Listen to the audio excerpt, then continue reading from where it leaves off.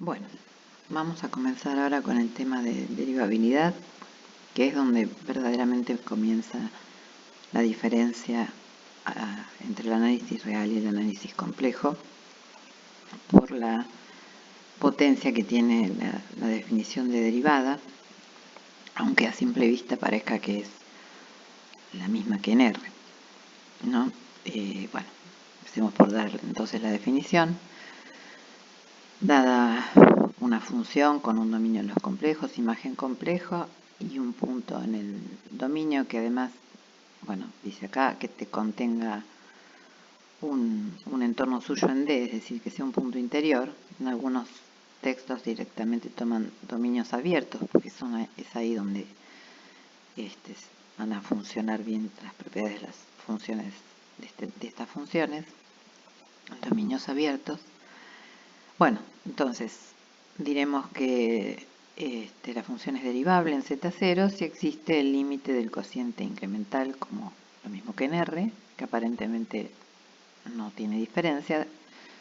La diferencia va a estar en las implicancias que tiene la división en Z, ¿sí? En los complejos, en C. Bueno, en ese caso entonces se dice que la función es derivable en Z0 y a ese límite se lo llama derivada de f en Z0 y se lo escribe como en el análisis real, derivada de f respecto a z en Z0 o bien f' en Z0. Bueno, como digamos, las propiedades algebraicas de las operaciones básicas de los complejos y de los reales son las mismas, no es raro pensar que para las funciones donde solamente aparecen las operaciones básicas, las derivadas coincidan con las de R, como sería el caso de este ejemplo que vamos a poner, que es z a la n. Bueno, efectivamente la derivada de la función z a la n es n por z a la n menos 1 igual que en R, y la prueba es la misma si tomamos, ya que solamente depende de las propiedades de las operaciones. Así que si tomamos el límite del cociente incremental para la función z a la n, entonces tenemos el límite cuando h tiende a 0 de z más h a la n menos z a la n sobre h. Desarrollando esto con la fórmula del binomio de Newton, vemos que para j igual a n, este coeficiente binomial es 1, esto es z a la n y esto se hace 0, es decir, acá vale 1, entonces el z a la n se cancela, me queda la suma hasta n menos 1. Donde entonces, distribuyendo el h de abajo, nos queda que en esta sumatoria todos los términos tienen h positivo, excepto cuando acá es 0, o sea, cuando n es j más 1, o lo que es lo mismo cuando j es n menos 1.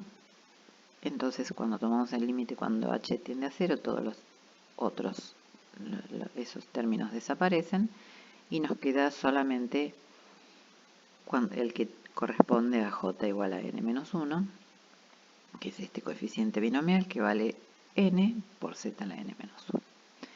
Así que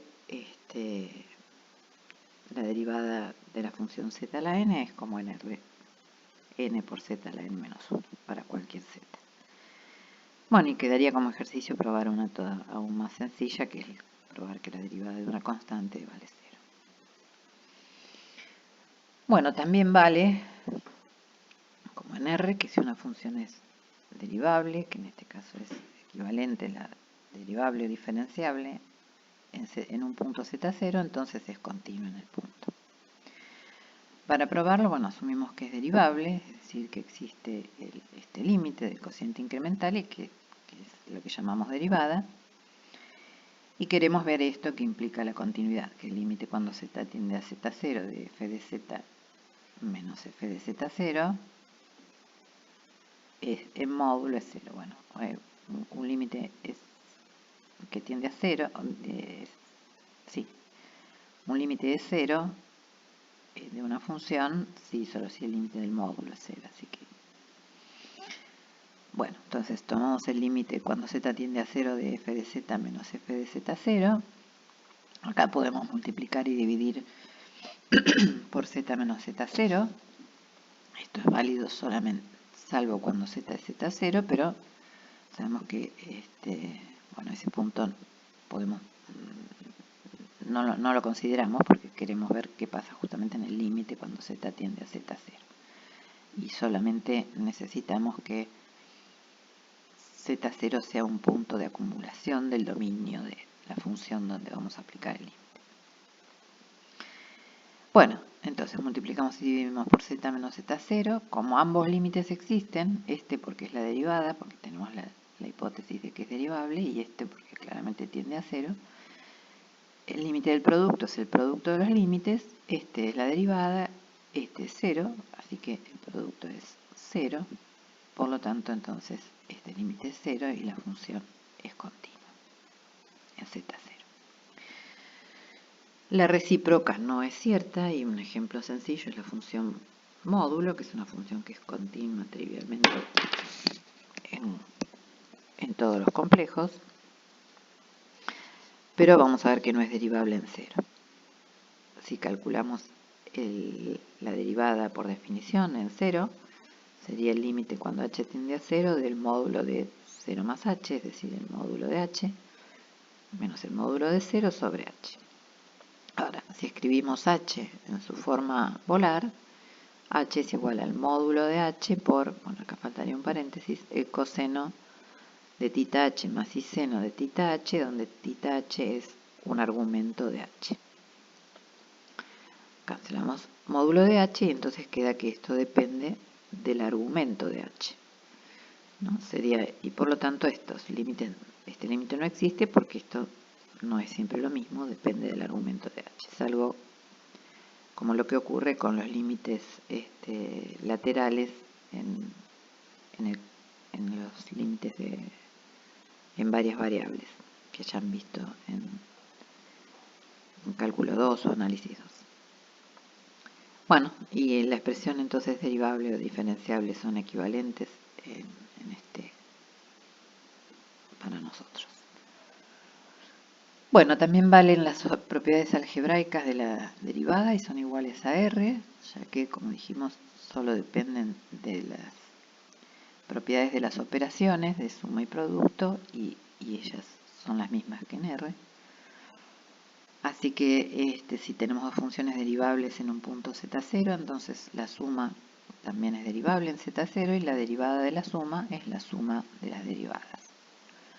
El producto también es derivable y la derivada del producto es la misma que conocemos para R. Y si g de z0 es distinto de 0, entonces también es derivable el cociente en z0 y la derivada del cociente en z0 coincide también con la expresión o la fórmula que ya es conocida para la derivada del cociente en R. Y las pruebas son idénticas a las del cálculo real. Lo mismo pasa con la regla de la cadena, pero bueno, acá vamos a hacer la prueba porque en algunos casos en los cálculos anteriores se omite y porque, bueno, vamos a tratar de afinar alguna cosita.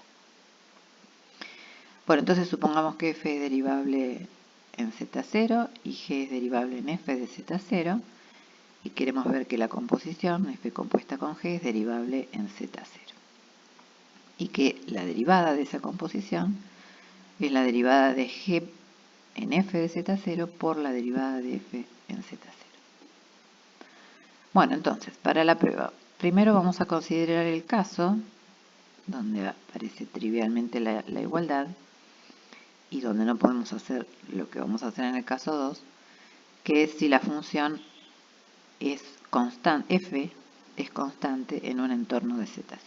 Sabemos que si f es constante en un entorno de z0, entonces f' de z0 va a ser 0. Pero también, como la función f es constante en un entorno de z0, esto es constante en un entorno de z0 y por lo tanto la composición también es constante en un entorno de z0, o sea que la derivada de la composición tiene que ser 0 porque es constante en un entorno de z0 y esto es 0 porque la derivada es un producto y esta derivada es 0. Así que se cumple la igualdad en ese caso. Y en el segundo, que es donde podemos aplicar esto del cociente, hacer la demostración con el cociente incremental, que es si no fuera el caso de que la función fuera constante en un entorno de z0, eso significa que en todo entorno de z0 hay puntos, acá puse x0 en vez de z0, esto está mal, que en todo entorno de z0 hay puntos que toman valores distintos. Eso es lo mismo que decir que para cualquier h arbitrariamente pequeño, delta arbitrariamente pequeño, existe un h con módulo de h menor que delta, tal que la función en x0 más h es distinto de lo que vale en x0. Bueno, entonces si queremos escribir el cociente incremental ahora para la composición en z0, ¿qué es esto? Aquí sí esto es meter, ¿no? Es g en f de z0 más h. En esa expresión sumamos y restamos f de z0 para que acá nos aparezca un incremento respecto de f de z0, que es donde va a aparecer la derivada, o queremos que aparezca la derivada de g en f de z0, menos, bueno, esto que es g de f de z0. Entonces, acá vemos que aparece con un incremento que llamamos k, no se ve muy bien ahí, k sería esto, f de x de z0 más h menos f de z0. Bueno, y entonces lo que queremos hacer es multiplicar y dividir por k, y vamos a ver que eso es lícito, si bien por eso distinguimos el caso anterior, porque al estar excluyendo el caso en que f sea constante en un entorno de z0, quiere decir que en todo entorno de z0 tenemos puntos donde k es distinto de 0. ¿Sí? Entonces eso nos estaría diciendo que h igual a 0 sería un punto de acumulación del dominio de este cociente. O sea, si pensamos en esta función como función de h, porque queremos tomar el límite cuando h tiende a 0, h sería un punto de acumulación del dominio en el sentido que estaría definida, h igual a 0. Estaría para cualquier entorno de 0, podríamos multiplicar y dividir por k, que es lo que queremos hacer en el paso siguiente.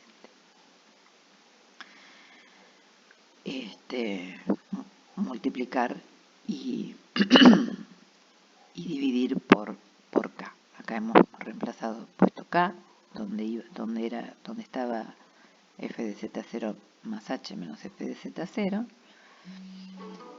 Multiplicamos y dividimos por eso. Y entonces ahora acá nos quedó h, que venía del, ¿no? Estaba dividiendo acá. Entonces ahora tomamos el límite cuando h tiende a 0 en esta expresión. Ahora, como la f es continua, porque ya sabemos si es derivable, es continua, cuando h tiende a 0, esto también tiende a 0 por la continuidad de la f en z0, o sea, k tiende a 0. Entonces, cuando h tiende a 0, k tiende a 0, y entonces este límite cuando h tiende a 0 es como k tendiendo a 0, es la derivada de g en f de z0, y este es la derivada de f en z0. O sea que, bueno, hemos probado la regla de la cadena. Muy bien, entonces vamos a ver a lo que llamamos funciones holomorfas. En principio, bueno, esta definición puede variar de un texto al otro, o en algún autor distinto de otro. En algunos casos solamente, como les dije antes, se consideran solo dominios abiertos, con lo cual ya no haría falta aclarar nada.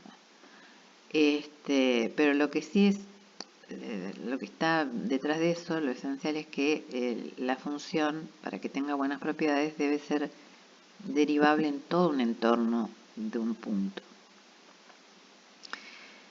para que se cumplan las buenas propiedades de estas funciones.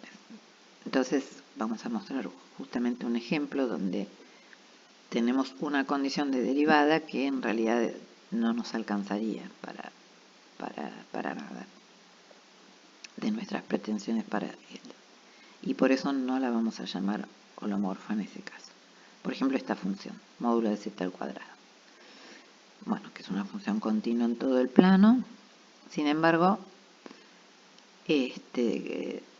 queremos ver en qué punto es, si hay algún punto donde sea derivable. Calculamos la derivada por definición para el módulo de z al cuadrado. Entonces acá tenemos el cociente incremental, escribimos el módulo al cuadrado como producto del número por su conjugado. Si acá hacemos las distributivas nos queda esto, se cancelan estos, y si dividimos, entonces nos queda esto. Ahora bien, cuando tomamos, entonces queremos ver el límite cuando h tiende a 0 de esto que está acá. Y otra vez vamos a pensar como si fueran los límites direccionales, es decir, para que exista el límite, acercándonos por cualquier dirección o por cualquier forma que h tienda a 0, te debería darnos lo mismo. Si pensamos ahora que h es real,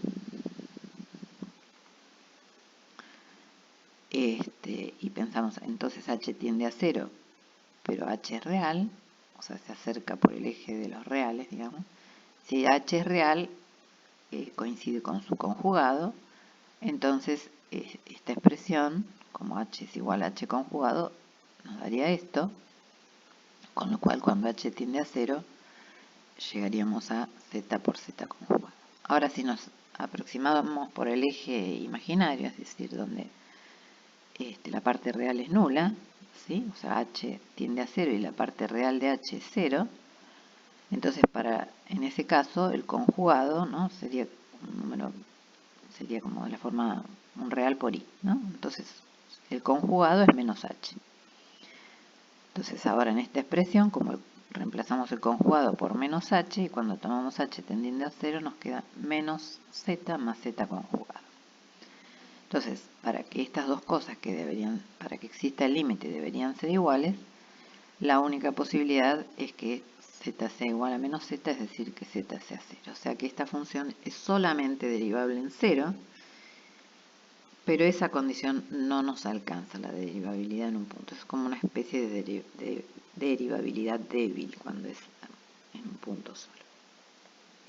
Por lo tanto, la condición que vamos a llamar de holomorficidad, no sé si se dirá bien así, requiere que exista la derivada en todo un entorno de un punto. Así que, dada una función en un dominio complejo y z0 en D, diríamos que la función es holomorfa en z0 si existe un delta mayor que 0, tal que la función es derivable en la bola de centro, creo que otra vez puse x0, no sé, z0 y radio delta,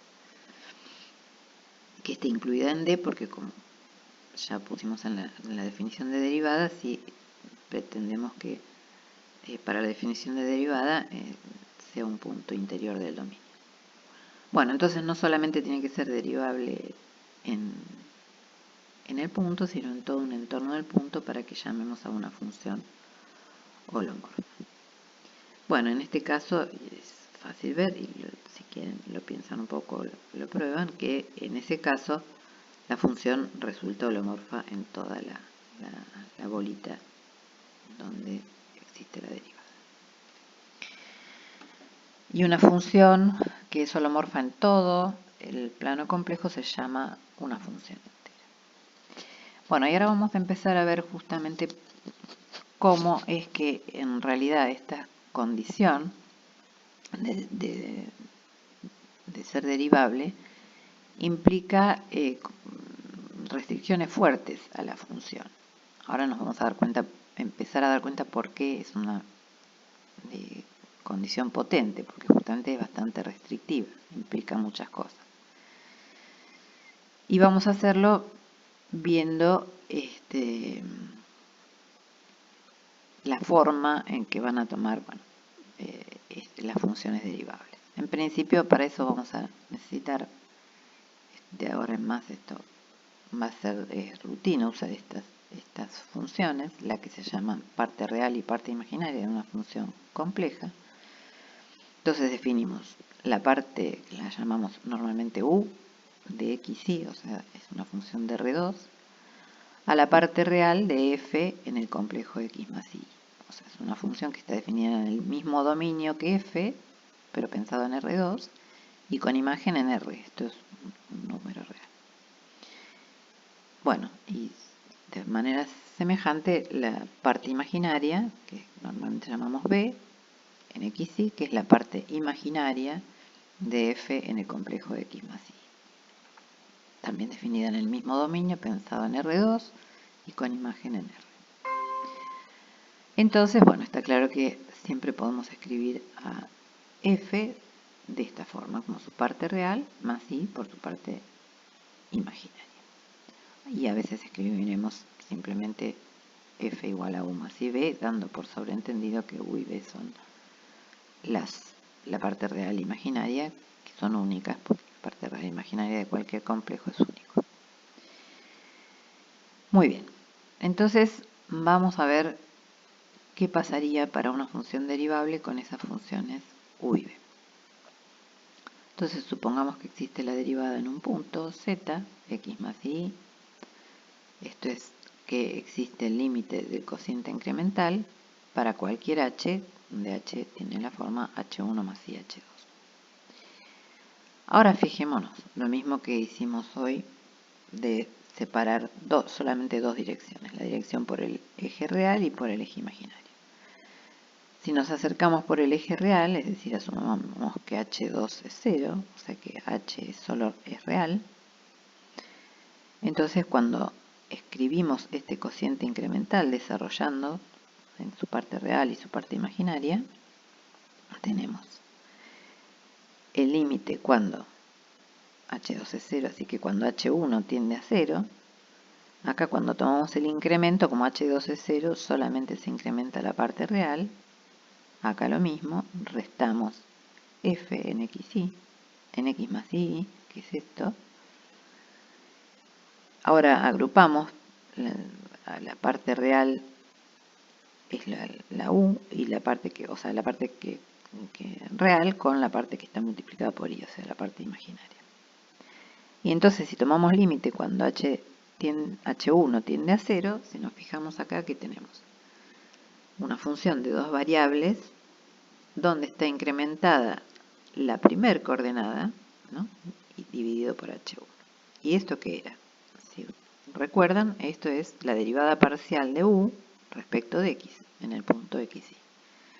Y aquí lo mismo, esto es la derivada parcial de b respecto de x en el punto xy. Está incrementada solo la primera variable. Muy bien, ahora si hacemos lo mismo, pero pensando que h1 es 0, es decir, que nos acercamos por el eje imaginario, haciendo h2 tendiendo a 0, suponiendo que h1 es 0, y hacemos exactamente lo mismo, agrupamos de la misma forma, o sea, incrementamos solo la parte imaginaria porque h1 es 0, y dividimos por h, que es IH2 ahora. H es IH2. Entonces otra vez agrupamos parte real y parte imaginaria, y acá nos queda entonces este i. Si no miramos este i, lo que nos queda es este límite, donde está incrementada la segunda coordenada, es decir, que sería 1 sobre i por la derivada de u respecto de su segunda variable, respecto de i, en el punto x. Y acá, bueno, se nos cancela la i y nos queda entonces, está incrementada la segunda variable y el límite cuando ese incremento tiende a 0, entonces es la derivada de u respecto de, la derivada de b respecto de i. Bueno, y si ahora acomodamos eso para que nos quede en una forma el número complejo, donde escribimos primero la parte real, esta sería la parte real, y la parte imaginaria, bueno, 1 sobre i es menos i, así que nos queda esto. Entonces, para que esas dos cosas sean iguales, en la primera teníamos que, en el primer límite teníamos que la parte real era esta, en el segundo tenemos que es esta, así que deben ser iguales, y lo mismo la parte imaginaria, ¿no? Porque para que dos complejos sean iguales tienen que coincidir ambas. La parte imaginaria acá nos quedaba esta, y acá nos queda menos la derivada de u respecto de i. O sea que deben cumplirse estas condiciones. Entonces ya vemos que para que una función sea derivable tenemos una limitación importante. Tiene que cumplir estas condiciones, que no es poco. Y a estas condiciones se las llaman... Ay, acá puse mal, Dios mío. Condiciones de Cauchy-Riemann, no derivadas. Condiciones de Cauchy-Riemann. Bueno, pues voy a modificarlo en el escrito. Ahora ya está, porque ya lo grabé. Creo que esta es la vez décima, así que esperemos que llegue hasta el final bien. Bueno, entonces, estas serían condiciones necesarias para que exista la derivada. Y como ya se viene haciendo medio largo esto, y si no tengo alta probabilidad de volver a equivocarme o que ladre algún perro de mi vecino, vamos a cortar acá. Y seguimos con la próxima en condiciones necesarias y suficientes.